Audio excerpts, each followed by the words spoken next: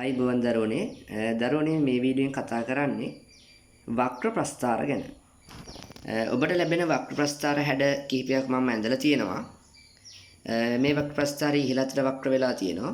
මේකේ පහළ අතට, ඒ වගේම ඉහළ අතට, පහළ අතට. නමුත් මේ ප්‍රස්ථාර වල වෙනස්කම් කීපයක් තියෙන ඔබ බලන්න, හොඳින් නිරීක්ෂණය කරන්න. මේ ඉහළ අතට වක්‍ර වන ප්‍රස්ථාරයේ සමමිතිය වෙලා තියෙන එක. සමමිතික අක්ෂය x සමාන 1. ඒ වගේම ඔබට පේන ඇති මම මෙන්න මෙතන මේ ලකුණු කරලා තියෙනවා මේ රතු පාටින් පොඩි මුලක් වගේ. ඔබට පේන ඇති මම අදහස් කරන්නේ මෙන්න මේ ලක්ෂ්‍ය මූලය ලෙස. ඒතර ඔයාලට ගොඩක් ගණන් වල අහන සැනක් තමයි මූල සොයන්න. ඒතර ඔබ අනිවාර්යෙන් ලියන්න ඕන මෙන්න මෙතන අගයයි මෙතන අගයයි. ඒතර මූල දෙකක් තියෙනවා. ඒතර මේක දශම සංඛ්‍යාවක් විදිහට මම ඇදලා තියෙන්නේ. ඒතර මේක 2.4ක මූලයක් වෙනවා. මෙතන ඍණ 1.1ක වගේ මූලයක් වෙනවා. එතකොට මූල කියන ප්‍රශ්නෙට විසඳුම එතනින් ලැබෙනවා. මෙතන මූලයත් ඒ වගේම දශම මූලයක් ඔබට පේනවා. හැබැයි මේ ගාන පොඩ්ඩක් බලන්න. මේකේ විශේෂත්වය තමයි සම්මිතික අක්ෂය බිඳුවයි. සම්මිතික අක්ෂය බිඳුවයි. ඒ වගේම මූල දශම සංඛ්‍යාවක් නෙවෙයි පූර්ණ සංඛ්‍යාවක්. ඍණ 2 ඒ වගේම ධන 2. ඒතර x සමානයි ඍණ 2යි x සමානයි ධන 2යි. මේ ප්‍රස්ථාරය බලන්න. මේකෙත් මූල දශම සංඛ්‍යාවක් ඇවිල්ලා නැහැ 2යි x සමානයි 2යි x සමානයි ඍණ 1යි. හැබැයි සම්මිතික අක්ෂය x සමාන 1යි. හරි. මේ වගේ ප්‍රස්ථාර වලින් ඔයාලට නිතර අහන ප්‍රශ්න රටාවක් තමයි උපරිමාගය, අවමාගය, සම්මිතික අක්ෂයේ සමීකරණය, හැරවුම් ලක්ෂය ඛණ්ඩාංකය. මම මේ ප්‍රස්ථාරය ඔබට සියල්ල පැහැදිලි කරන්නම්. මෙතන ප්‍රස්ථාරය පහළ අතර වක්‍ර වන නිසා අවමාගයක් තියෙන දරුවනේ. අවමාගය බලන්නේ අපි y අක්ෂයෙන්. ඒතර ඍණ 3යි. ඒ වගේම සම්මිතික අක්ෂය බලන්නේ x අගයෙන්. ඒ නිසා අපි මෙයා කියනවා x සමානයි 1යි. මෙන්න මෙතන තමයි අපි හැරවුම් ලක්ෂය කියන්නේ වර්තන ලක්ෂය කියනවා. ඒකේ සම්මිතික වර්තන ලක්ෂයේ ඛණ්ඩාංක ඇහුවොතින් පළමු x අගය 1 ලෙසත් y අගය ලෙස ඍණ 3ත් ප්‍රකාශ කරනවා.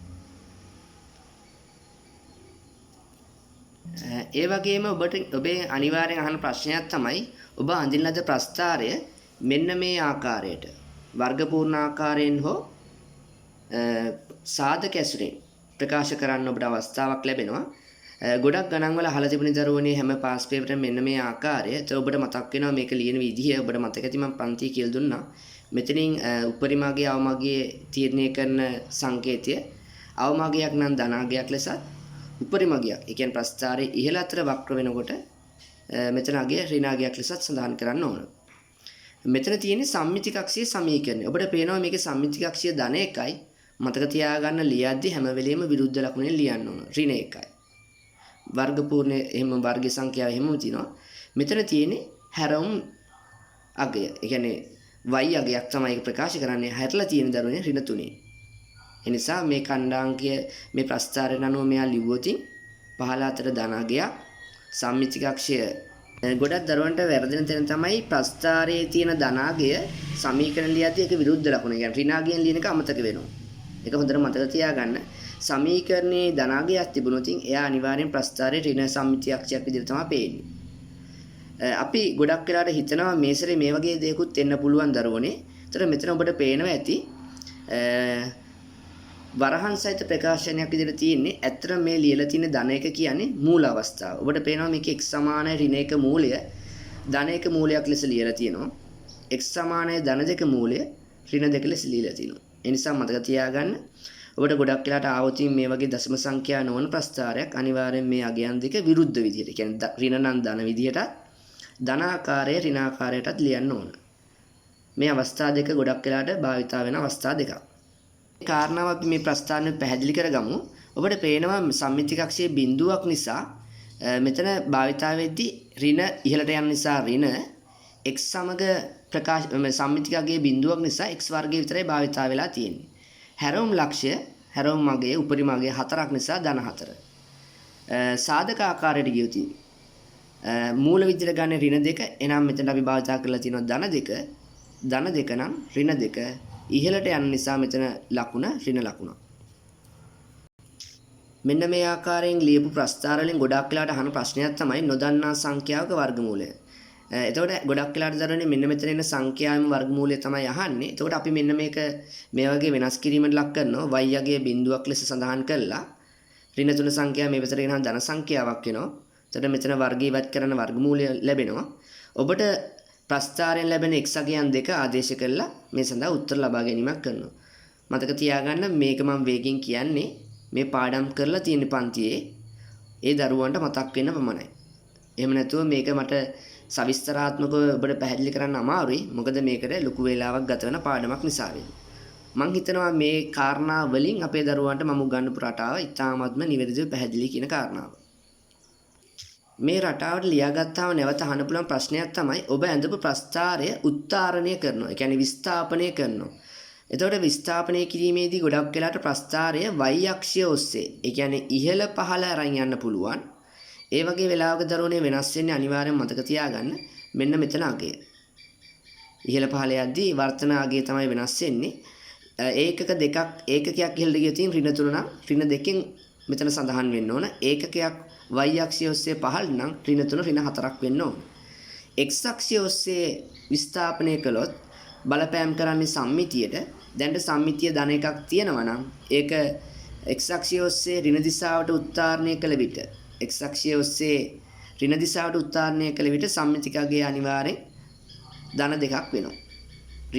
ඍණ ධන එක ඔබ දන්නවා අනිවාර්යයෙන් මේක ප්‍රස්ථාරයේ තියෙන ඍණ එකක් ආකාරයට. ඒක x අක්ෂය ඔස්සේ විස්ථාපනය කළ විට ඍණ දෙකක් එනවා. මෙතනට එනකොට ඒක අපි ධන දෙකක් ලෙස සඳහන් කරනවා. ඒ නිසා මතක තියාගන්න මේ ආකාරයෙන් ගොඩක් වෙලාට ප්‍රස්ථාරයක් උත්තරණය කර එහෙම නැත්නම් විස්ථාපනය කර නව ප්‍රස්ථාරයේ සමීකරණය ලියන්න ඔබට ලැබෙන්න පුළුවන්. අවසාන ප්‍රශ්නයේ විදිහට ඔබට පරාස ප්‍රශ්නය අහන්න පුළුවන්. ගොඩක් ගණන් වල දීලා තියෙන y පරාසය. y දීලා x පරාසය අහනවා. එතකොට y අගය දුන්නාම ඔබට මේකෙන් අපි ඒක නිරීක්ෂණය කරමු. ඔබට කියනවා y අගය බිඳුවේ සිට 4 දක්වා වැඩි වෙනවා කියලා. මේ තියෙන ඒ කාරණාව. එහෙම වෙනකොට ඔබෙන් අහනවා x පරාසය ලියා දක්වන්න. එතකොට කරන් දින් දරෝනේ y අගයේ බිඳුවක් වෙනකොට x අගය බලනවා. එතකොට x අගය එන්නේ ඍණ 2යි. බිඳුව යටින් ඍණ 2 ලියා ගන්න. y අගයේ විශාලය වැඩි වෙනවා 4 දක්වා. එතකොට මේ ප්‍රස්ථාරය උඩ නැග්ගාම ඔයාලට පේනවා මේ ප්‍රස්ථාරය උඩ ඇවිදගෙන යන්න. නැගගෙන යන්න. එතකොට y අගය 4ක් වෙනකන් යනවා. ඒ අවස්ථාවේ ඔබට පේනවා x අගයේ බිඳුව. ඒක අපි යටින් ලියනවා. ඔබ දන්නවා ඍණ 2කට වඩා බිඳුව විශාලයි. මැදට x අකුර දාලා අසමානතා ලකුණ නියෝජනය කරනවා. මේක අනික් කාරණාව ඔබට x පරාසය දෙන්න පුළුවන්. ගොඩක් වෙලාට මේ සැරේ මේ වගේ එකක් එන්නත් පුළුවන් කියලා හිතෙනවා. මොකද වැඩිපුරම අහලා තියෙන්නේ y පරාසය දීලා x පරාසය අහන ප්‍රශ්න.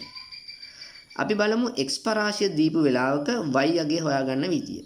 මේ ගානෙම අපි තේරුම් ගමු. ඔබට පේනවා x අගය ඍණ 2යි. එතකොට x රේඛාව උඩට නගින්න x අගය ර්ණ 2. එතනට එන්න.